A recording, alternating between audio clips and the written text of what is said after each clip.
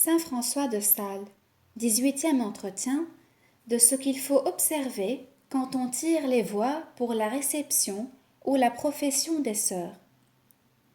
Il y a fort longtemps que quelques sœurs me firent une question par laquelle elles me demandaient quelle méthode et quel motif il fallait avoir pour donner sa voix, tant aux filles que l'on reçoit au noviciat qu'à celles que l'on veut admettre à la profession. Et bien que la question soit ancienne, pour y avoir longtemps qu'elle m'a été faite, je n'y ai toutefois guère pensé, et je suis toujours demeuré votre débiteur jusqu'à maintenant que j'y répondrai, disant que le motif que l'on doit avoir pour donner sa voix consiste en 2 points. Le premier est qu'il faut que ce soit à des personnes bien appelées de Dieu. Le second, qu'elles aient les conditions requises pour votre manière de vie.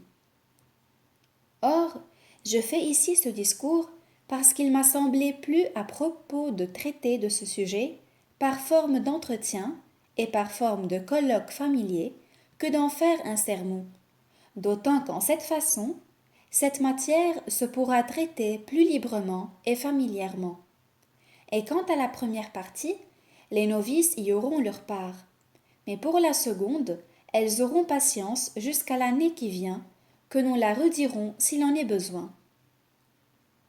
Or donc, quant à ce premier point, qu'il faut qu'une fille soit bien appelée de Dieu pour être reçue en religion, quand je parle de cet appel et de cette vocation, il ne faut pas penser que j'entends parler des vocations générales, telle qu'est celle par laquelle notre Seigneur appelle tous les hommes au christianisme, ni encore de ces paroles si redoutables qui sont en l'Évangile. Plusieurs sont appelés, mais peu sont élus. Dieu appelle tous les hommes à être chrétiens parce qu'il désire de donner à tous la vie éternelle. Mais pour cela, tous ne viennent pas, quoique tous soient invités, et partant, peu sont élus. C'est-à-dire, il y en a quelques-uns qui correspondent et suivent l'attrait de Dieu, mais peu viennent, en comparaison des appelés. Ce premier point est bien général et bien redoutable. Mais parlons plus en particulier de ces vocations. Plusieurs sont bien appelés de Dieu en la religion, et néanmoins, il y en a encore peu d'élus, c'est-à-dire il y en a peu de ceux-là qui maintiennent et conservent leur vocation. Ceux-ci sont bien appelés, mais quoiqu'ils aient bien commencé, ils ne sont toutefois pas fidèles à correspondre à la grâce ni à persévérer à faire ce qui peut conserver leur vocation et la rendre bonne et assurée. Il y en a d'autres qui, n'étant point bien appelés, néanmoins étant venus, ils ont été élus, et leur vocation a été bonifiée et ratifiée de Dieu. Et ceci est un autre point. D'autres viennent par dépit et par ennui en religion, et quoiqu'il semble que ces vocations ne soient point bonnes, on en a néanmoins vu qui, étant ainsi entrés, ils ont été des choisis et élus, et c'est encore un autre point. Nous mettrons tous ces points les uns sur les autres et tâcherons de les tous connaître pour voir et trouver la bonne vocation. Plusieurs sont encore incités d'entrer en religion par quelque désastre et infortune qu'ils ont eus au monde. D'autres par le défaut de la santé ou beauté corporelle, desquels souvent fois la vocation est très bonne, et bien qu'ils aient un motif qui de soi n'est pas bon, néanmoins Dieu s'en sert pour appeler telle personne à la religion. Enfin, ce sont des choses instructables que les voies de Dieu, et une chose admirable, belle et aimable que la variété des vocations et des moyens desquels Dieu se sert pour appeler ses créatures, lesquelles doivent être honorées et révérées par nous autres mortels. Vous voyez donc combien c'est une chose grande et bien difficile que de reconnaître une bonne vocation. Néanmoins, c'est la première chose qui est requise pour donner sa voix, de savoir si cette fille proposée est bien appelée et si sa vocation est bonne. Comment donc, ayant une si grande variété de vocations et de si différents motifs, pourrons-nous reconnaître les bonnes d'avec les mauvaises? Et comment est-ce que l'on pourra faire pour n'être pas trompé? Oh, certes, il est vrai que c'est une chose de grande importance que celle-ci, et laquelle est bien difficile néanmoins, elle ne l'est pas tant que nous soyons entièrement frustrés des moyens de reconnaître quand une vocation est bonne. Or, entre plusieurs que je pourrais alléguer, je dirais celui-ci comme le meilleur de tous. Que la bonne vocation n'est autre chose qu'une volonté ferme et constante qu'a la personne appelée, de vouloir servir Dieu en la manière et au lieu auquel la divine majesté l'appelle. Et cela est la meilleure marque que l'on puisse avoir pour reconnaître quand une vocation est bonne. Mais remarquez que quand je dis une volonté ferme et constante de vouloir servir Dieu en la manière et au lieu où Dieu l'appelle, je ne dis pas qu'elle fasse, dès le commencement, tout ce qu'il faut faire en sa vocation, avec une fermeté et constance si grande qu'elle soit exempte de toute répugnance, difficulté ou dégoût en ce qui est de sa vocation. Non, je ne dis pas cela, ni moins que cette fermeté et constance soit telle qu'elle la rende exempte de faire des fautes, ni si ferme qu'elle ne vienne jamais à chanceler, ni varier en l'entreprise qu'elle a faite de pratiquer les moyens qui la peuvent conduire à la perfection. Oh non, certes, ce n'est pas cela que je veux dire, car tout homme est sujet à une telle passion, changement et vicissitude, et tel aimera aujourd'hui une chose qui ne l'aimera pas demain. Un jour ne ressemble jamais à l'autre. Tel aimera aujourd'hui l'humilité, et dira que c'est une aimable vertu, que c'est la plus belle et la plus nécessaire de toutes, et en ce temps-là voudrait employer toutes ses forces pour l'acquérir. Et le lendemain en sera dégoûté, ou bien ne la prisera ni estimera pas tant qu'il faisait hier. L'on dira bien que c'est une grande vertu, mais bien qu'elle soit grande, si n'est-elle pas la plus aimable de toutes, à cause qu'il faut tant de peine pour l'acquérir que c'est pitié, et puis, après cela, encore n'en a-t-on point ou peu. Voyez combien nous sommes variables et sujets à l'inconstance. Ce n'est donc pas parmi ces divers mouvements et accidents qu'il faut juger de la fermeté et constance de la volonté au bien que l'on a une fois embrassée. Mais bien si parmi cette variété de divers mouvements et accidents, la volonté demeure ferme à ne point quitter le bien qu'elle a une fois embrassé, encore qu'elle sente le dégoût ou le refroidissement en l'amour de l'humilité, elle ne laisse pas pour cela de se servir et user des moyens qu'elle sait ou qui lui sont marqués pour l'acquérir. C'est en cela que nous voyons la constance de la volonté, tellement que pour avoir une marque d'une bonne vocation, il ne faut point une constance sensible, mais qui soit en la partie supérieure de l'esprit, et qu'elle soit effective. Il n'est pas requis pour savoir si Dieu veut que nous soyons religieux ou religieuses, que sa divine majesté nous parle sensiblement, ou nous envoie du ciel quelque ange pour nous signifier sa volonté. Ni moins est-il besoin d'avoir des révélations pour ce sujet. Il ne faut non plus l'examen de 10 ou 12 docteurs de la Sorbonne pour examiner si l'inspiration est bonne ou mauvaise, s'il la faut suivre ou non. Mais il faut bien cultiver et correspondre au premier mouvement. Et puis, ne se faut point mettre en peine s'il vient des dégoûts et des refroidissements touchant cela. Car, si l'on tâche de tenir toujours sa volonté bien ferme à vouloir rechercher le bien qui nous est montré, Dieu ne manquera pas de faire réussir le tout à sa gloire. Or, quand je dis ceci, je ne parle pas seulement pour nous autres, mais pour les filles qui sont encore au monde, desquelles, certes, on doit avoir de la jalousie et du soin de leur aider parmi leurs bons désirs. Quand elles ont le premier mouvement un peu fort, rien ne leur est difficile. Il leur semble qu'elles franchiraient toutes les difficultés. Mais quand elles viennent à sentir quelques vicissitudes et que ces sentiments ne sont plus si sensibles en la partie inférieure, il leur semble aussi que tout soit perdu et qu'il faut tout quitter, car l'on veut l'or et puis l'on ne veut pas. Ce que l'on sent alors n'est pas suffisant pour faire quitter le monde. Je le voudrais bien, disent-elles, mais je ne sais pas si c'est la volonté de Dieu que je sois religieuse, d'autant que l'inspiration que je sens à cette heure ne me semble pas assez forte. Il est bien vrai que je l'ai eue plus forte que maintenant, mais comme elle n'est pas de durée, cela me fait douter qu'elle ne soit pas bonne. J'en ai entendu parler à mon père et ma mère, ou bien à quelque autre je ne sais où, et ainsi l'envie m'en est venue. Mais cela s'est aussitôt passé, ce qui me fait croire que telle inspiration n'est pas de Dieu. Enfin, il faut faire 1000 examens pour connaître si elles suivront cette inspiration. Certes, quand je rencontre telles âmes, je ne m'étonne point de leur dégoût et refroidissement, ni moins crois-je que pour ceux-ci leur vocation en soit moins bonne. Mais il faut seulement en cela avoir soin de les aider en leur apprenant à ne se point étonner de ces changements, les vicissitudes, mais plutôt les encourager à demeurer fermes parmi ceux-là. Eh bien, leur faut-il dire, cela n'est rien. Si bien vous avez été persuadée à vous faire religieuse par vos parents ou par qui que ce soit, dites-moi, n'avez-vous pas senti l'inspiration ou mouvement dans votre cœur pour la recherche d'un si grand bien? Oui, disent-elles, il est bien vrai. Mais cela s'est aussitôt passé.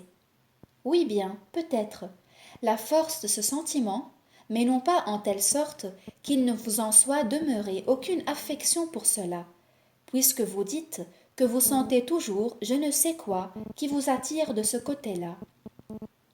Et ce qui me met en peine, dites-vous, c'est que cet attrait ne vous semble pas assez fort pour une telle résolution.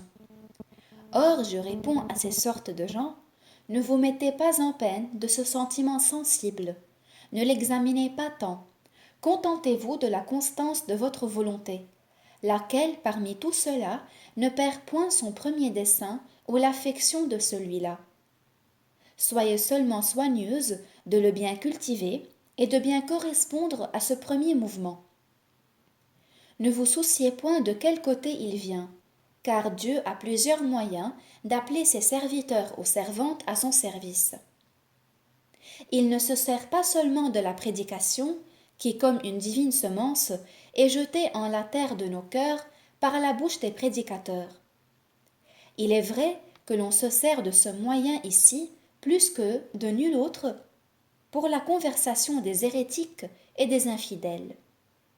Et plusieurs ont été touchés par le moyen des prédicateurs, non seulement à se faire chrétiens, mais aussi ils ont été appelés de Dieu à des vocations particulières.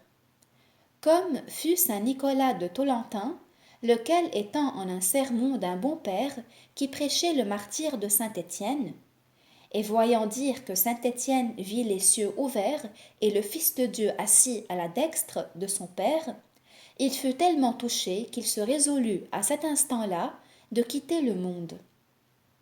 Et depuis ce moment, il n'eut point de repos qu'il ne se fût fait religieux, ce qu'il fit après avoir déclaré son dessein. Et étant reçu, il devient un si bon religieux que, comme tel, il vécut et mourut saintement. Les exemples de ceux qui ont été appelés de Dieu, comme lui, par la prédication, sont presque innombrables. D'autres ont été touchés par la lecture des bords-livres, d'autres pour avoir entendu lire des paroles sacrées de l'Évangile, comme saint François et saint Antoine, lesquels, voyant dire ces paroles, « Va, vends tout ce que tu as et le donne aux pauvres et me suis. » Ou bien, « Quiconque veut venir après moi, qu'il renonce à soi-même, prenne sa croix et me suive. » Et plusieurs autres quittèrent tout et firent avec un courage admirable ce que notre Seigneur leur commandait par la lecture. Combien y en a-t-il qui ont été appelés de Dieu par le moyen de la lecture des bons livres? Certes, c'est une chose innombrable. Vous savez que deux gentilshommes, lisant la vie de saint Antoine, furent tellement touchés de Dieu qu'ils quittèrent à cet instant le service de l'empereur de la terre pour servir le Dieu du ciel. Entre tous les livres, la Grande Guide des pêcheurs de Grenade a servi à plusieurs pour leur faire une forte détermination de quitter le monde et de se rendre religieux, ainsi que plusieurs m'ont assuré. Aussi est-ce un livre excellent que celui-ci, où l'on remarque les traits les plus admirables et les plus pénétrants qui se puissent dire. J'ai entendu raconter à des religieux comme plusieurs personnes avaient été touchées de Dieu de quitter le monde en lisant ce livre. Et moi, j'ai parlé à plusieurs qui m'ont assuré qu'elles avaient reçu leur vocation en le lisant. Vous avez sans doute lu la vie du bienheureux père Saint Ignace de Loyola, fondateur et premier père des Jésuites. Il fut touché de Dieu par la lecture des bons livres. Il était gentilhomme, de fort bon lieu, brave selon le monde et grand guerrier. Le commencement de sa conversion fut par un désastre qui lui arriva. Un coup d'arquebuse lui vint atteindre la cuisse et la lui rompit, tellement qu'il le fallut emporter en son logis pour le panser. Étant tout ennuyé pour se voir ainsi réduit, il demanda des livres de guerre pour se divertir. Mais on lui apporta la fleur des saints, non point celle qu'a fait le père Ribadenera, car il n'était pas encore né, mais d'autres fleurs qui étaient déjà alors. Et en les lisant, il fut touché de telle sorte qu'il quitta tout et se résolut d'être soldat de Jésus-Christ.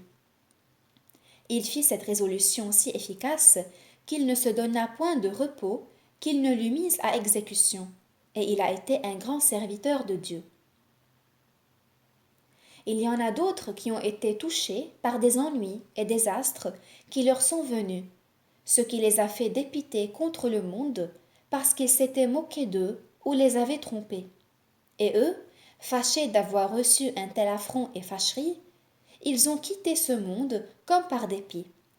Notre Seigneur s'est souvent servi de tels moyens pour appeler plusieurs personnes à son service, qu'il n'eût pu avoir en autre façon.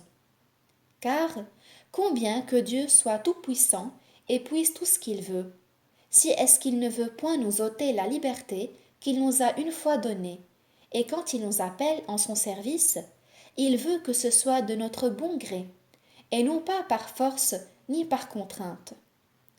Car, si bien ceux-ci viennent à Dieu comme dépités contre le monde qui les a fâchés, ou bien à cause de quelques travaux ou afflictions qui les tourmentent, s'il ne laisse-t-il pas pour cela de se donner à Dieu d'une franche liberté? Et certes, souvent fois, telles personnes ont bien réussi et ont été de grands serviteurs de Dieu, même quelquefois plus grands que ceux qui y sont entrés par des motifs plus apparents. Vous aurez peut-être lu ce que raconte Platus d'un gentilhomme brave selon le monde, lequel étant un jour bien paré et frisé, sur un cheval bien empanaché, ne mettait son soin que de plaire aux dames qu'il muguetait, et comme il bravait, voilà que son cheval le passa chevalier, et le renversa par terre au milieu de la rue dans un monceau de boue, dont il sortit tout sale et crotté.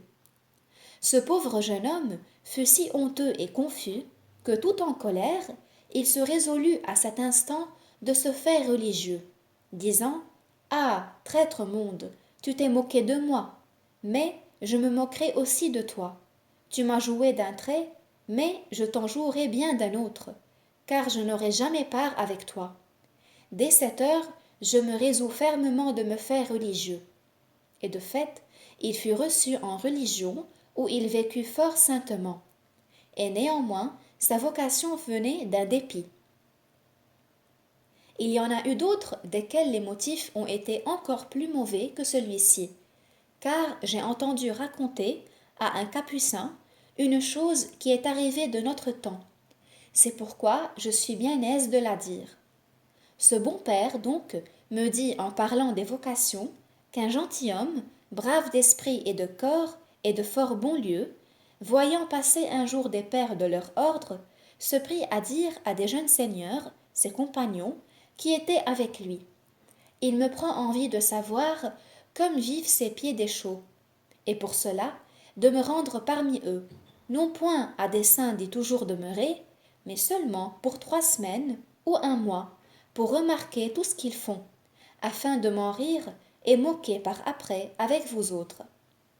Ayant fait ainsi son complot, il poursuit fort et ferme son entreprise, si bien que là, à quelque temps, il fut reçu. Mais la divine providence qui s'était servie de ce moyen pour le retirer du monde, bonifia et rectifia sa vocation en convertissant sa fin et son intention, de mauvaise qu'elle était, en bonne. Certes, son intention était très mauvaise, car qu'est-ce, je vous prie, entrer en religion pour voir ce que l'on y fait, à dessein d'en sortir pour s'en rire et moquer avec ses compagnons. C'était à la vérité une très mauvaise fin, si Dieu ne l'eût changé, ce qu'il fit, car ce jeune gentilhomme, en pensant prendre les autres, fut pris lui-même. N'ayant passé que peu de jours en la religion où il était entré, il fut soudain tout à fait changé, persévéra fidèlement en sa vocation, et depuis il a été un grand serviteur de Dieu. Voici encore un exemple qui est de notre âge.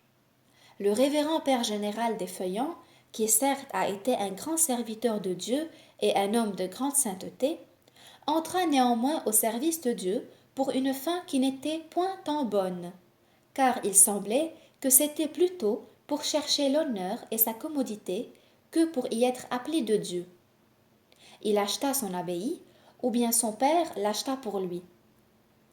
Et cependant, sa vocation fut tellement bonifiée et rectifiée de Dieu, et il a tellement réformé sa vie, qu'il a été un miroir de vertu. C'est lui qui a réformé les Feuillants et les a remis en leur première perfection. Il y en a d'autres, ainsi que nous avons dit tantôt, de qui la vocation n'est de soi pas meilleure que celle-ci. Ce sont ceux qui vont en religion à cause de quelques défauts corporels ou naturels, comme pour être boiteux, borgnes ou pour être laids et tels autres défauts. Et, ce qui semble encore pire, c'est qu'ils s'y sont portés par leurs parents, lesquels trop souvent, quand ils ont des enfants qui ont ces défauts que nous venons de dire, ou quelques autres défauts, les laissent au coin du feu, disant « Ils ne sont pas bons pour le monde, il faut les mettre en religion. » Ce sera autant de décharges pour notre maison. Sur cela, ils se mettent en peine de leur trouver des bénéfices.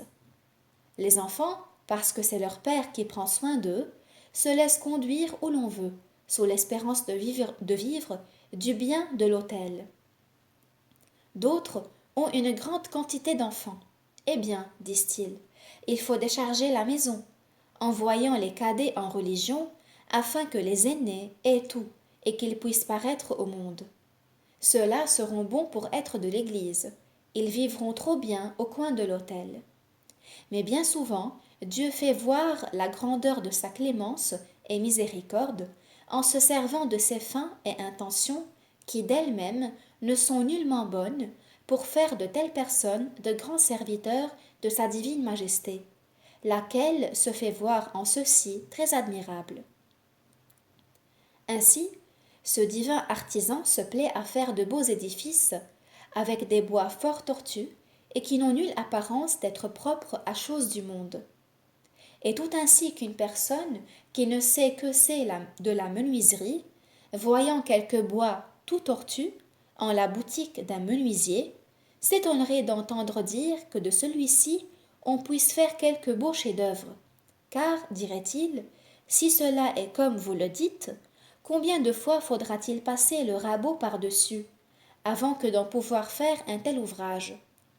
Ainsi la divine providence fait pour l'ordinaire de beaux chefs-d'œuvre avec des bois tortus, et en somme fait entrer en son festin les boiteux et les aveugles, pour nous faire voir qu'il ne sert de rien d'avoir 2 yeux et 2 jambes pour aller au paradis, qu'il vaut mieux aller au ciel avec une jambe, un œil ou un bras, que d'en avoir 2 et se perdre. Ô Dieu, c'est sans nulle comparaison. Or, telle sorte de gens, étant venus ainsi en religion, ont souvent fait de grands fruits et persévéré fidèlement en leur vocation. Il y en a eu d'autres qui ont été bien appelés, qui néanmoins n'ont pas persévéré, mais, Après avoir demeuré quelque temps, ils ont tout quitté.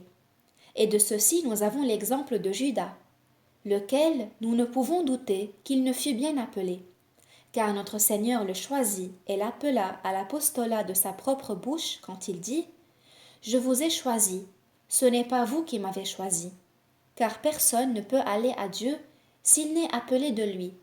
Tirez-moi, dit l'épouse, et je courrai après l'odeur de vos parfums. » Par lesquelles paroles elle montre qu'il faut qu'elle soit tirée pour courir. Et certes, quand notre Seigneur dit à ses apôtres qu'il les a choisis, il ne fait nulle exception, mais il parle de Judas aussi bien que des autres. Donc, il était bien appelé. Notre Seigneur ne se pouvait tromper en le choisissant, car il avait le discernement des esprits. D'où vient donc qu'étant si bien appelé, il ne persévéra pas en sa vocation? Oh, voyez-vous, c'est qu'il abusa de sa liberté, et ne se voulut pas servir des moyens que Dieu lui donnait pour ce sujet. Mais au lieu de les embrasser et en user à son profit, il fit tout le contraire en abusant et les rejetant, et quand il se perdit. Car c'est une chose certaine que quand Dieu appelle quelqu'un à quelque vocation, il s'oblige, par conséquent, par sa prudence et providence divine, de lui fournir toutes les conditions requises pour se rendre parfait en sa vocation.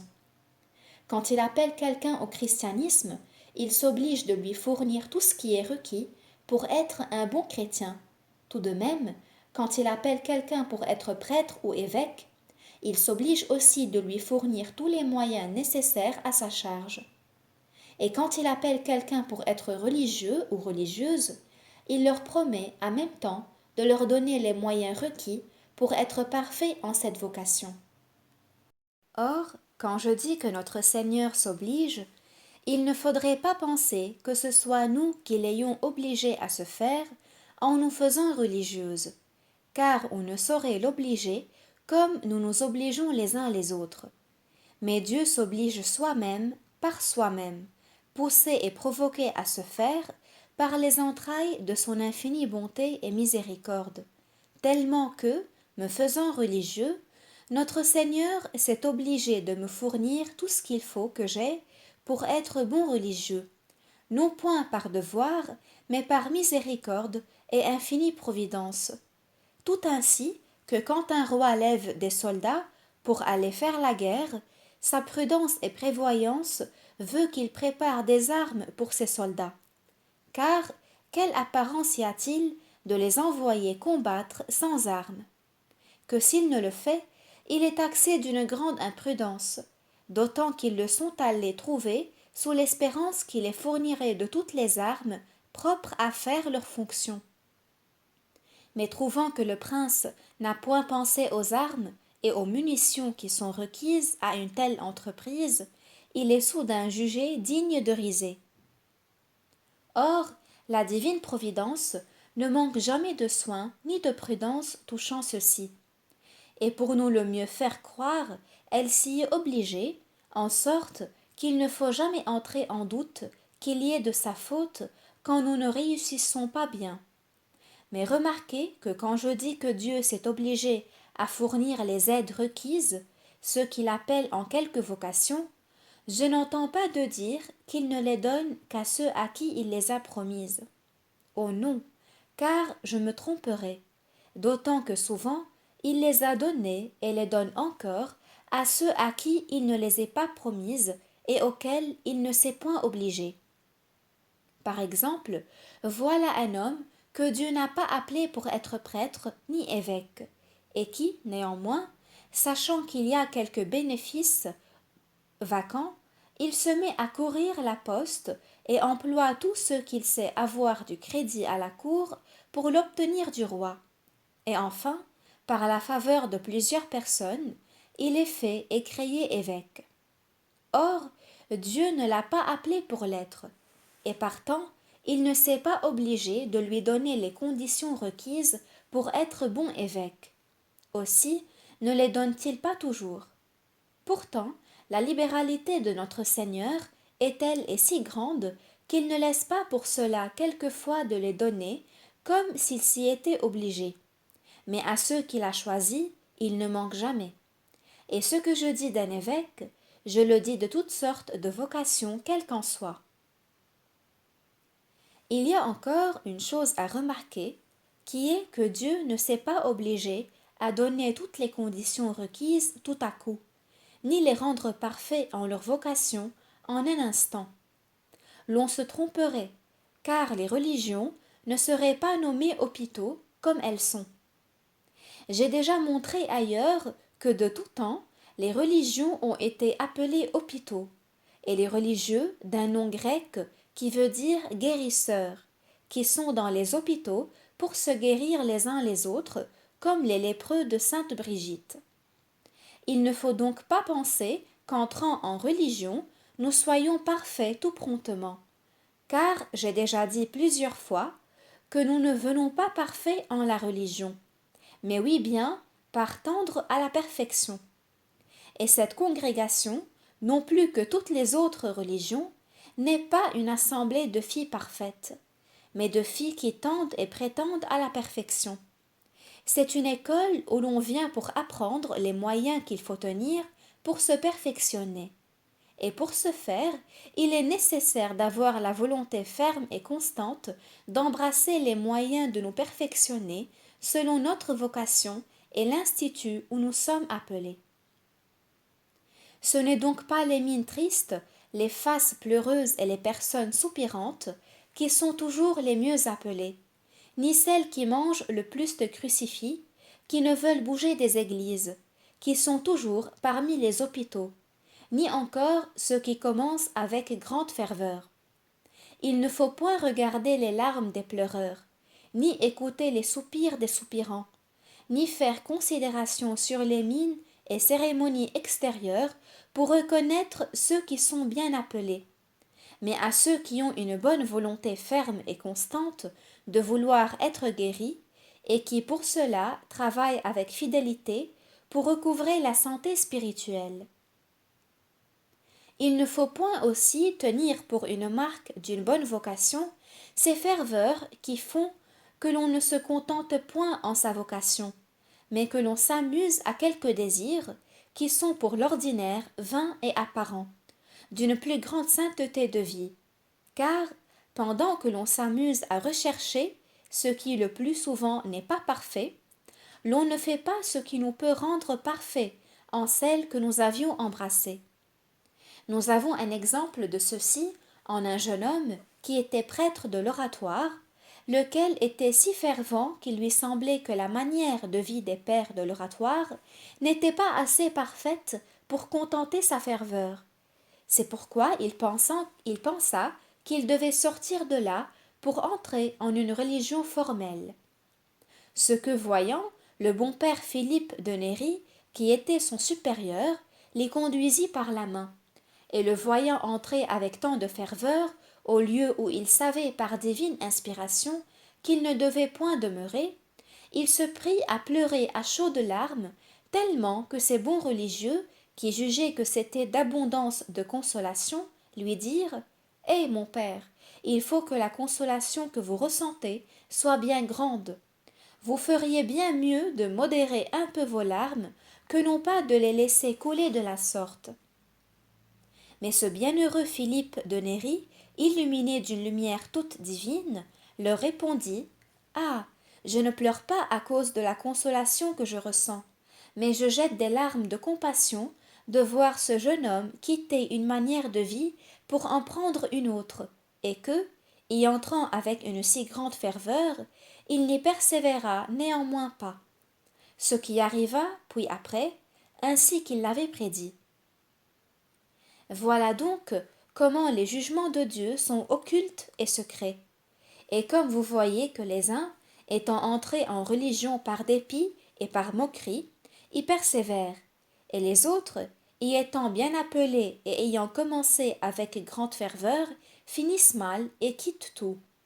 C'est donc une chose très difficile que de savoir si une fille est bien appelée de Dieu pour lui donner sa voix.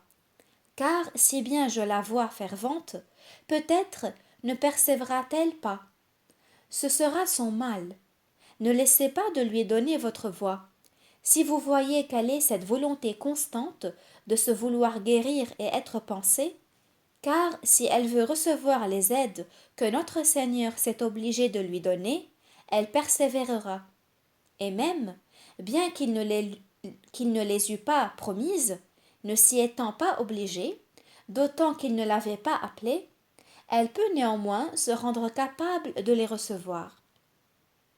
Que si elle le fait seulement pour un temps, et qu'elle ne persévère pas après quelques années, à son dam.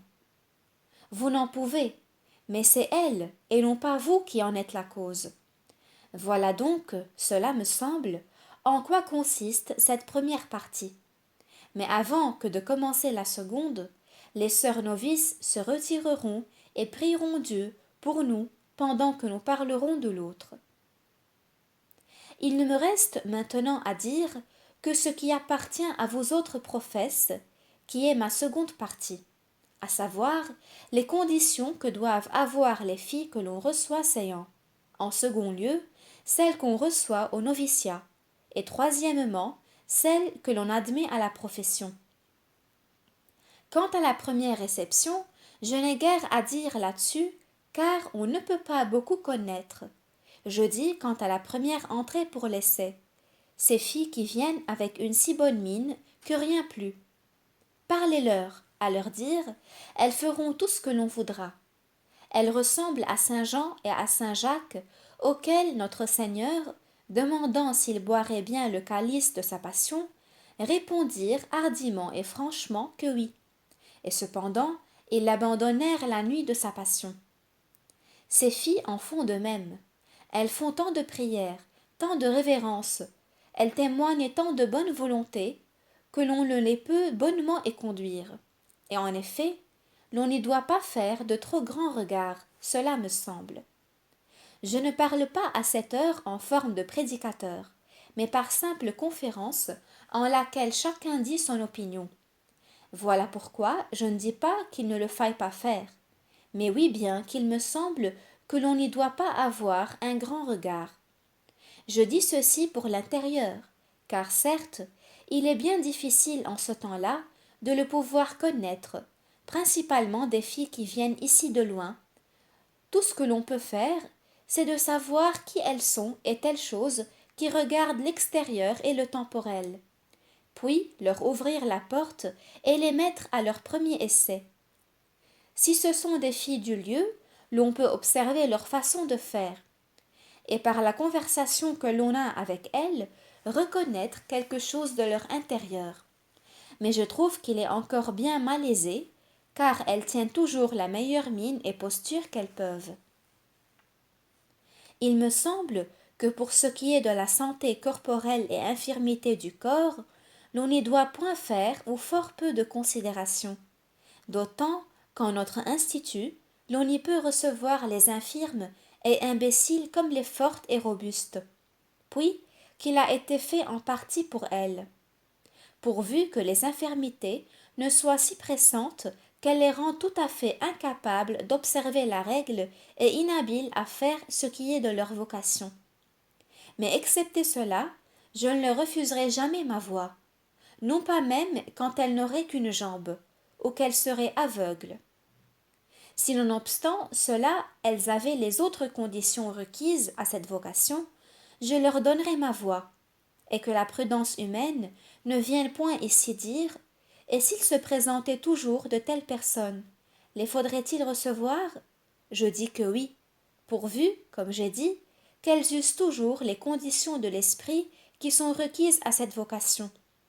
Je ne voudrais faire nulle considération sur leurs défauts du corps. Oui, mais si toutes étaient aveugles ou malades, qui les servirait? Ne vous mettez pas en peine de cela, car il n'arrivera pas. Laissez-en le soin à la divine providence, qui y saura bien pourvoir et y appellera les fortes nécessaires à leur service. S'il s'en présente des infirmes, Dieu soit béni. S'il s'en présente des robustes, à la bonne heure. Le monde use pour l'ordinaire de tels discours quand il voit entrer plusieurs personnes en religion. Et comme, en désapprouvant leur retraite, il dit « Et si tous les hommes et les femmes se faisaient religieux et religieuses ?» qui va maintenir le monde? Nous le verrions bientôt prendre fin. Mais encore, disent-ils, qui va les nourrir? Ô prudence humaine, que trop prudence humaine, ne vous mettez pas en peine de cela, car il n'arrivera pas. Il n'en demeurera toujours que trop dans ce monde. Il y avait une fille qui était aveugle et qui poursuivait en votre maison de Paris. Et pendant que j'y étais, plusieurs personnes s'employèrent pour la faire recevoir. Elle le désirait fort. C'était une très bonne fille, et j'eusse bien désiré qu'on l'eût en cela consolée. Et à la vérité, si elle n'eût eu des conditions qui ne le permettaient pas, je lui eusse donné ma voix nonobstant qu'elle fût aveugle. Car, en somme, les maladies qui n'empêchent point d'observer la règle ne doivent point être considérées en ces maisons ici. Voilà ce que j'ai à dire touchant la première réception. Venons à la seconde, qui est de recevoir une fille au noviciat. Je ne trouve pas qu'il y ait de grandes difficultés. Néanmoins, on y doit faire plus de considération qu'en la première réception, car on a bien plus de moyens de remarquer leurs humeurs, actions et habitudes. L'on voit bien si elles sont colères ou tendres, ou telles autres passions. Mais tout cela ne les doit point empêcher d'être admises au noviciat, ni ne doit point retenir les sœurs de leur donner leur voix, pourvu qu'elles aient une bonne volonté de s'amender, de se soumettre, et de se servir des médecines et médicaments propres à leur guérison. Et bien qu'elles aient de la répugnance à ces remèdes, et les prennent avec une grande difficulté, cela ne veut rien dire, pourvu qu'elles ne laissent pas d'en user, car les médecines sont toujours amères au goût, et n'est pas possible de les prendre avec la suavité que l'on ferait si elles étaient bien appétissantes. Mais pour cela, elles ne laissent pas de faire leur opération. Et quand elles la font meilleure, c'est lorsqu'elles font plus de travail et de peine. Tout de même en est-il d'une fille qui a ses passions fortes. Elle est colère, et pour cela, elle fait plusieurs manquements, faisant 10 ou 12 ruades par jour. Or, si avec cela elle veut bien être corrigée et mortifiée, et qu'on lui donne les remèdes propres à sa guérison, combien qu'elle les prenne avec travail et s'en fâche un peu, il ne faut pas pour cela lui refuser sa voix, car elle a non seulement la volonté de guérir, mais encore elle prend les remèdes qui lui sont donnés pour ce sujet, quoique avec peine et difficulté. Il y en a d'autres qui ont été mal nourris et civilisés, et qui auront la nature rude et grossière. Il n'y a point de doute que celle-ci n'ait plus de peine et de difficulté que les autres qui ont le naturel plus doux et traitable, et qu'elles seront plus sujettes à faire des fautes que celles qui ont été mieux nourries. Mais si, néanmoins, elles veulent bien être guéries et témoignent une volonté ferme à vouloir se servir des remèdes, quoi qu'il leur coûte, je leur donnerai ma voix nonobstant ces chutes. Car ces personnes-là, après beaucoup de travail, font de grands fruits en la religion, deviennent de grands serviteurs et servantes de Dieu, et acquièrent une vertu forte et solide. Car la grâce de Dieu supplée aux défauts de la nature, et il n'y a point de doute que souvent où il y a moins de naturel, il y a plus de grâce. Donc, quoique les filles que l'on reçoit au noviciat aient beaucoup de mauvaises habitudes, le cœur rude et grossier, témoignant à leur visage d'avoir beaucoup de passion, car quand on craint, on devient pâle. Quand on nous avertit de quelque chose qui nous fâche, la couleur monte au visage et on devient rouge, ou bien la fâcherie nous tire les larmes des yeux. Tout cela ne doit pas retenir de donner sa voix, pourvu que cette fille veuille être guérie. En somme, pour recevoir une fille au noviciat, il ne faut savoir sinon si elle a une bonne volonté de vivre en une grande soumission, se servant des moyens qui lui sont donnés pour se perfectionner, car ayant cela, je lui donnerai ma voix. Et voilà, cela me semble, tout ce qui se peut dire touchant cette seconde réception. Venons maintenant à la troisième, qui est une chose de très grande importance, à savoir la réception des filles à la profession. En ceci, il est requis d'une plus grande considération, et il me semble que l'on y doit observer trois choses.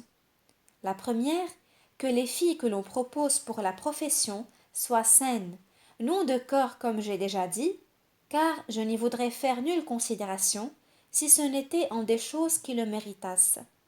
Mais j'entends saines de cœur et d'esprit, c'est-à-dire qu'elles aient le cœur bien disposé pour vivre en une entière souplesse et soumission.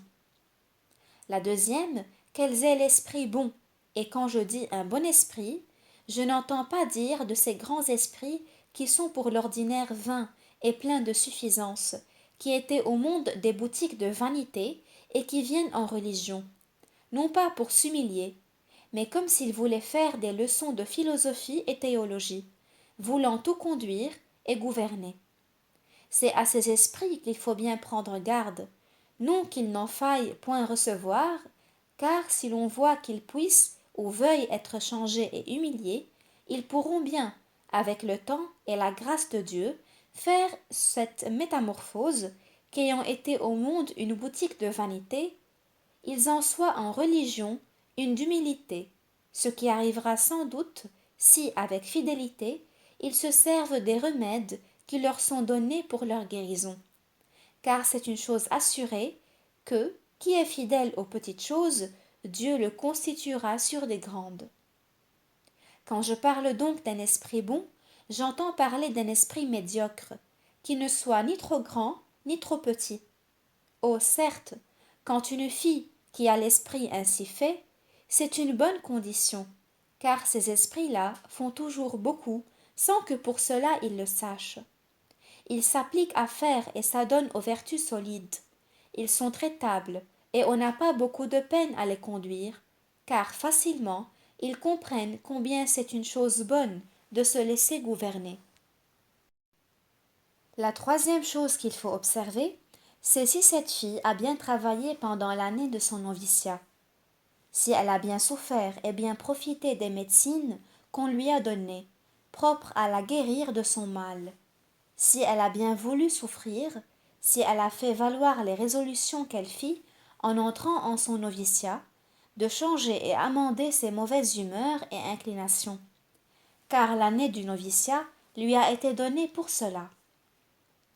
Que si l'on voit qu'elle persévère fidèlement en sa bonne résolution, que sa volonté demeure ferme pour continuer à se vouloir amender, et que l'on ait remarqué qu'elle se soit appliquée à se réformer et se former selon la règle et les constitutions, et que cette volonté lui dure toujours, voire de vouloir mieux faire, cela est un très bon signe et une bonne condition pour lui donner sa voie.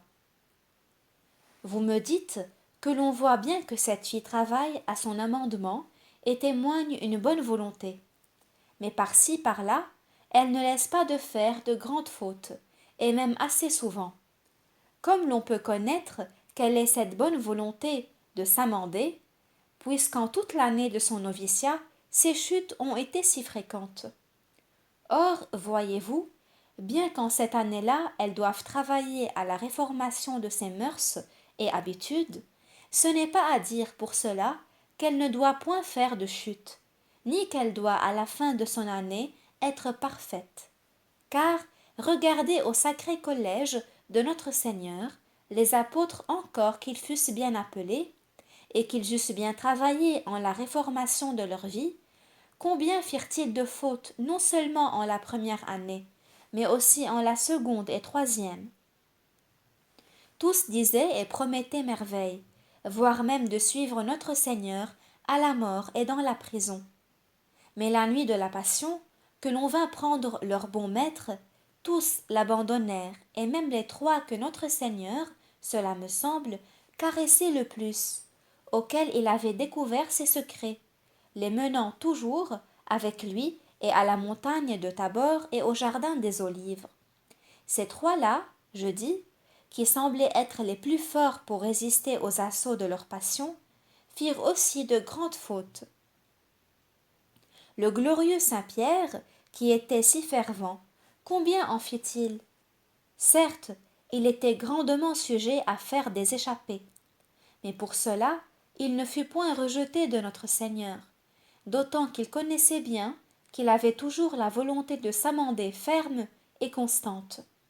Il fit de grandes fautes la première année de son noviciat, mais il en fit encore de plus grandes la seconde, et celle qu'il fit en la troisième encore plus grande que toutes les autres, car ce fut en celle-là qu'il renia son doux maître et seigneur. Sa nature était cause en partie qu'il faisait de ces fréquentes et plus lourdes fautes. Saint Jean, qui avait un naturel plus doux, n'était pas si sujet à ces saillies. Néanmoins, il ne laissa pas de quitter son maître et de s'enfuir avec les autres, bien que ce ne fût pas pour longtemps, car il retourna, puis il ne le quitta jamais plus. Mais saint Jacques non seulement l'abandonna quand il fut question de mourir, mais en ceci il fit encore pis que les autres, car il ne retourna point le trouver. Voilà donc comme les chutes ne doivent point être une cause que l'on rejette une fille, quand parmi tout cela elle demeure avec une forte volonté de se redresser et de se vouloir servir des moyens que l'on lui donne pour ce sujet. C'est tout ce que j'ai à dire touchant les conditions que les filles que l'on veut recevoir à la profession doivent avoir, et ce que les sœurs doivent observer pour leur donner leur voie. Je ne sais pas que dire davantage sur ce sujet si l'on me demande là-dessus quelque chose. Vous me dites s'il se trouvait une fille qui fût fort sujette à se troubler pour de petites choses, que son esprit fût souvent plein de chagrin et d'inquiétude, et que, parmi tout cela, elle ne témoignât guère d'amour pour sa vocation, et que néanmoins, cela étant passé et son cœur accoisé, elle promit de faire des merveilles, ce qu'il faudra faire.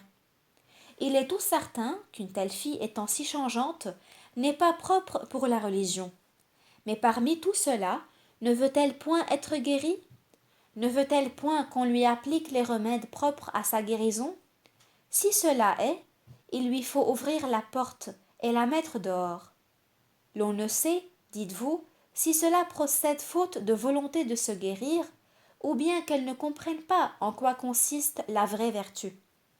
Voyez-vous, si après lui avoir fait bien entendre ce qu'il faut qu'elle fasse pour son amendement, elle ne le fait pas, mais se rend incorrigible, il faut la rejeter, parce qu'il est tout certain que cela ne procède pas faute de jugement, ni de pouvoir comprendre en quoi consiste la vertu, ni moins encore de ce qu'il faut qu'elle fasse pour son amendement, mais que c'est par le défaut de la volonté, qui n'a ni persévérance, ni constance à se servir de ce qu'elle sait être requis pour son amendement. Et partant, encore qu'elle dise quelquefois qu'elle fera monts et merveilles, je vois néanmoins qu'elle ne le fait pas, mais persévère en cette inconstance de volonté, je ne lui donnerai pas ma voix. Vous dites, ma chère fille, qu'il y en a qui sont si tendres qu'elles ne peuvent supporter qu'on les corrige sans se troubler, et que cela les rend malades fort souvent. Si cela est, il leur faut ouvrir la porte, car puisqu'elles sont malades et qu'elles ne veulent pas qu'on leur applique les remèdes propres à la guérison, l'on voit clairement que faisant ainsi, elles se rendent incorrigibles, ne donnant point d'espoir de pouvoir être guéries. Pour ce qui est de cette tendreté, c'est un si grand mal que l'on ne saurait avoir trop de zèle pour s'en délivrer. La tendreté, tant sur l'esprit que sur le corps, est l'un des plus grands empêchements qui soient en la vie religieuse, et partant, il faut avoir un très grand soin de ne pas recevoir celles qui en sont démesurément atteintes. La tendreté de l'esprit est encore plus dangereuse que celle du corps, d'autant que l'esprit, étant plus noble que le corps, cette maladie, l'ayant atteint, en est plus difficile à guérir. Si tant est que celle qui a ce mal ne veut pas souffrir qu'on lui applique les emplâtres sur sa plaie, je ne lui donnerai pas ma voix. Et pourquoi? Parce que, ne voulant point se servir des remèdes qui lui sont propres, elle ne peut point être affranchie de son mal, ni recouvrer sa santé. Vous demandez encore ce que l'on doit juger d'une fille qui témoigne souvent par ses paroles qu'elle se repent d'être entrée en religion. Certes, si elle persévère en ses dégoûts de sa vocation et à se repentir, et que l'on voit que cela la rende lâche et négligente à se former selon l'esprit de sa vocation, il faut la mettre dehors. Vous me dites, comment l'on connaîtra si cela vient par exercice ou tentation?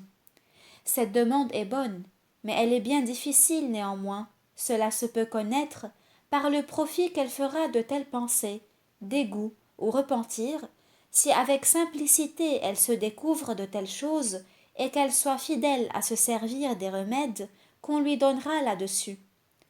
Car Dieu ne permet jamais rien pour notre exercice qu'il ne veuille que nous en tirions profit, ce qui se fait toujours quand on est fidèle à se découvrir, et comme j'ai dit, simple à croire et à faire ce que l'on nous dit. C'est la vraie marque que l'exercice de cette fille vient de Dieu. Mais quand on voit qu'elle use de son propre jugement, que la volonté est puis après séduite et gâtée, persévérant en son dégoût, alors la chose est en mauvais état et quasi sans remède. Quant à celle qui rit sur tout ce qu'on lui dit, ainsi que vous me dites, il lui faut demander le sujet qui la meut à rire. Elle dit qu'elle ne le sait pas. Ni moi non plus, je ne sais pas de quoi elle rit. Dites-vous qu'elle ne s'étonne de rien qu'on lui dise, mais va toujours son train ordinaire. Ne fait-elle pas son profit de ce qu'on lui dit, ou si elle ne s'amende pas de ce qu'on corrige? Fait-elle plus d'état de son propre jugement et de son propre esprit que de la direction qu'on lui donne? En cela, se rend-elle incorrigible? Si cela est, je ne lui donnerai pas ma voix. Mais si elle se veut amender et qu'elle veuille qu'on la guérisse, en ce cas, je ne ferai nulle difficulté de la lui donner. Mais vous me dites, ma chère fille, que l'estime qu'elle a de tout ce qu'elle fait est si grande qu'il semble qu'elle ne fasse point d'état de tout ce qu'on lui dit. Si elle veut être sainte d'une sainteté particulière, c'est autre chose. Mais certes, ces saintetés-là sont toujours à craindre, que si l'on veut être saint d'une vraie sainteté, il faut qu'elle soit commune, comme celle de notre Seigneur et de Notre-Dame. De plus, la sainteté n'est jamais connue de ceux qui la possèdent, et celui qui est saint, plus il est, et moins pense-t-il l'être. Que dites-vous, ma chère fille, comme vous pourrez faire pour connaître tels esprits, pour leur donner en bonne conscience votre voie, puisque vous ne pouvez avoir connaissance de ces esprits-là, sinon par le moyen de la supérieure? Il faut bien les observer. Et puis, vous en êtes bien informé par ce qui s'en dit au chapitre.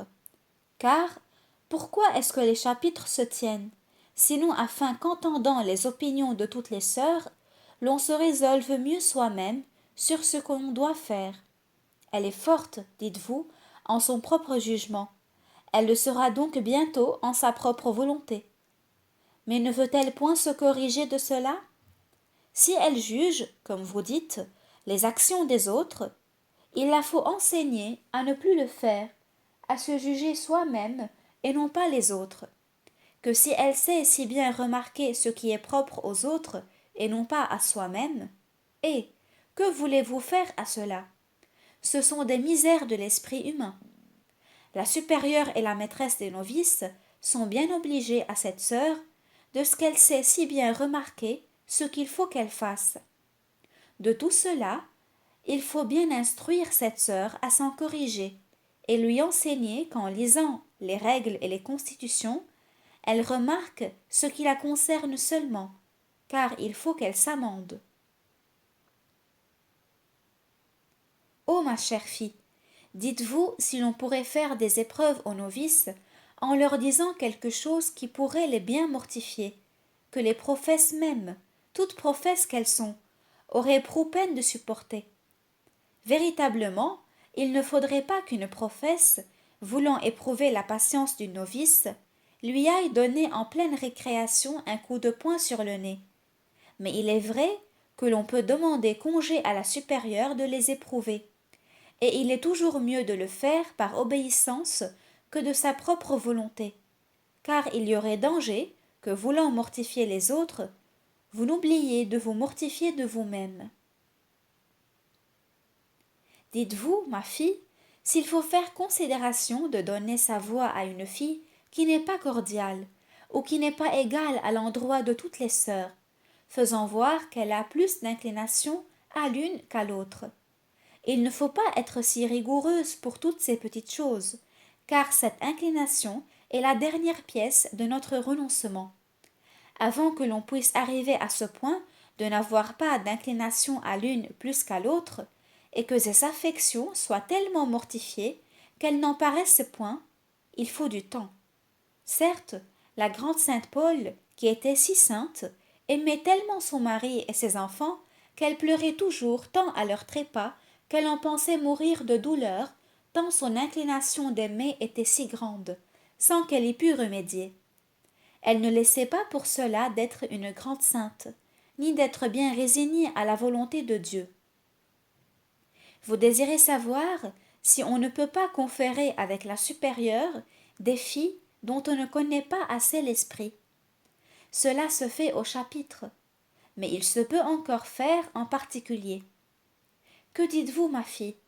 Si le sentiment des autres sœurs était tout contraire à ce que vous savez, et qu'il vous vint l'inspiration de dire quelque chose que vous avez reconnu, qui est à l'avantage de cette sœur, s'il ne faudrait pas laisser de le dire.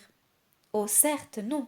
Quoique le sentiment des autres soit tout contraire au vôtre, et que vous soyez seul en cette opinion, car cela pourra leur servir encore pour se résoudre à ce qu'elles doivent faire. Le Saint-Esprit réside aux communautés, et sur la variété des opinions, on se résout de faire ce que l'on juge être plus expédient pour la gloire de Dieu. Or, quant à cette inclination que vous avez, que les autres donnent leur voix ou qu'elles ne la donnent pas, combien que vous donniez ou ne donniez pas la vôtre, doit être méprisée et rejetée comme une autre tentation. Mais de dire parmi les sœurs, je donnerais bien ma voix à cette sœur, mais je voudrais bien que les autres ne lui donnassent pas la leur. C'est ça ce qu'il ne faut pas faire, ni dire. Vous craignez qu'en disant votre sentiment, qui est contraire à tous les autres, vous ne vous trompiez en votre propre jugement. Oh, pardonnez-moi, ma chère fille, ce n'est pas là le propre jugement. Il faut dire simplement et véritablement ce que Dieu vous inspire. Et vous, ma fille, vous dites que vous connaissez des religieuses, lesquelles, encore que les filles demandent plusieurs fois leurs habits pour sortir, disant qu'elles ne sauraient s'obliger à une telle vocation, elles ne les leur donnent pourtant pas, et que l'on attend jusqu'au 10e mois de leur noviciat, que si elles ont persévéré en leur désir jusque-là, on les renvoie, mais si cela se passe, on ne laisse pas de les garder. Cela est bon, mais je ne voudrais pas les retenir de force quand elles voudraient sortir avant ce temps-là, ni prescrire aucun temps pour les renvoyer. Je voudrais bien avoir un peu de patience pour voir si ce dégoût se passerait. Il est vrai qu'il y en a dont on n'a pas de la peine à reconnaître l'esprit. Et vous avez raison, ma fille, de demander si on ne pourrait pas retarder leur profession. Oui, cela se peut faire afin de les mieux reconnaître. Vous demandez s'il faut faire quelques considérations quand on s'aperçoit qu'il y a des filles qui font leurs actions pour les yeux de la supérieure ou de la maîtresse. Celles-là ont une bonne fin, mais il leur faut apprendre à la purifier. Il est quelquefois bon de faire quelque chose pour ses supérieurs, car après, on vient à le faire purement pour Dieu. À ce propos, je vous dirai qu'il y avait dernièrement une bonne femme qui me vint trouver avec résolution de ne point pardonner à une personne qu'elle avait offensée. Et comme je la persuadai à le faire, après beaucoup de résistance, elle me dit qu'elle le ferait pour l'amour de moi, et non pas pour l'amour de Dieu. J'eus bien de la peine par après à l'en faire dédire. Or, celles que vous dites qui font pour les yeux des supérieurs, et plus pour un que pour un autre, en font de même. Elles montrent bien par là qu'elles font ce qu'elles font pour la créature, et non pour le Créateur. car si elles le faisaient pour lui, tout supérieur leur serait égaux. Mais que voulez-vous? Cela se peut bien purifier. Vous demandez encore si une fille était sourde ou qu'elle eût telle autre infirmité, si elle pourrait être reçue. C'est ce que j'ai dit, que je ne voudrais faire nulle considération aux infirmités du corps, si elles n'étaient bien pressantes toutefois. La surdité rend quasi une personne incorrigible, car on a de la peine à la faire amender, d'autant qu'on ne lui peut faire entendre ce qu'il faut qu'elle fasse. Mais pour les autres, je n'y voudrais guère regarder. Oh, ma chère fille, n'est-ce pas ce que j'ai déjà dit? Si tout le monde se faisait religieux, qui le maintiendrait? Ainsi en dites-vous. Si on ne recevait que des infirmes, qui les servirait? Il ne nous faut pas être si prudents, car Dieu saura bien appeler les fortes au soulagement des faibles. Eh bien, ma chère fille, si une sœur était sujette à parler par complaisance et flatterie, il lui faudrait pardonner et lui apprendre à ne plus le faire, s'il se peut. Mais voyez-vous, il faut du temps pour mortifier les passions et inclinations. En tous ces manquements, il faut faire comme nous faisons en la confession. Voilà un homme qui se vient confesser à moi. Il s'accuse d'avoir blasphémé 200 fois le nom de Dieu. Je lui dis plusieurs choses pour son amendement. Je le vois plein de bonne volonté de s'amender. Je lui donne sur cela l'absolution.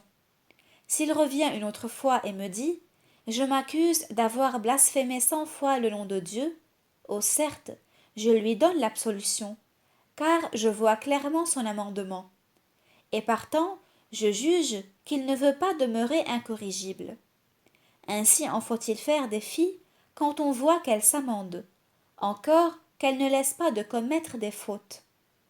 Il ne les faut pas rejeter, car, par l'amendement, elles témoignent de ne vouloir pas demeurer incorrigibles. N'avez-vous plus rien à dire? Quelle heure est-il? Avez-vous des complis? Et quand les voulez-vous dire? Allez donc, car j'ai peur de faire une irrégularité. Or, mes chères filles, je supplie notre Seigneur qu'il vous bénisse. Dieu vous donne l'accomplissement de tous vos désirs et sa sainte